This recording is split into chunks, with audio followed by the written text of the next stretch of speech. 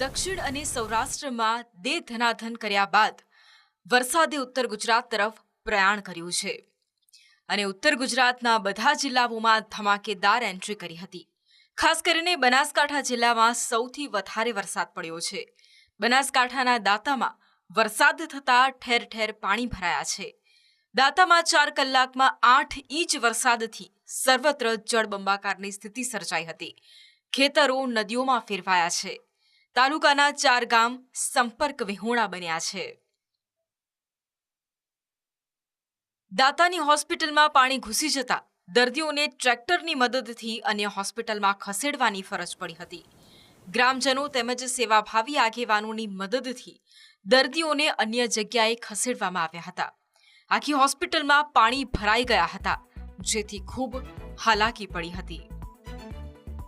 દાંતા તાલુકામાં છેલ્લા 4 કલાકમાં લગભગ 8 ઇંચ જેવો વરસાદ પડી ચૂક્યો છે અને ખાસ કરીને જો સિવિલની વાત કરીએ તો સિવિલ જે તે વખતે ખૂબ જ નીચાણવાળા વિસ્તારમાં બનેલી છે, તેના કારણે અંદર પાણી ભરાઈ જાય છે।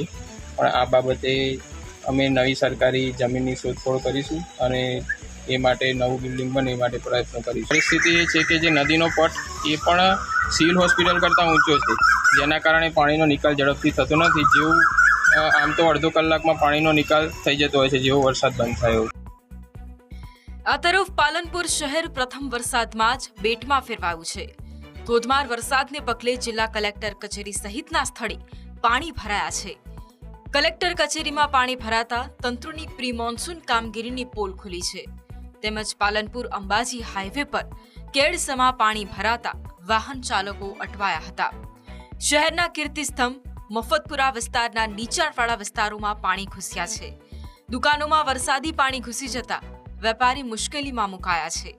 વરસાદને લઈને નીચાણવાળા વિસ્તારોમાં ઘૂંટણસમા પાણી ભરાયા છે, જેથી રાહદારીઓ અને વાહન ચાલકો પણ મુશ્કેલીમાં મુકાયા હતા।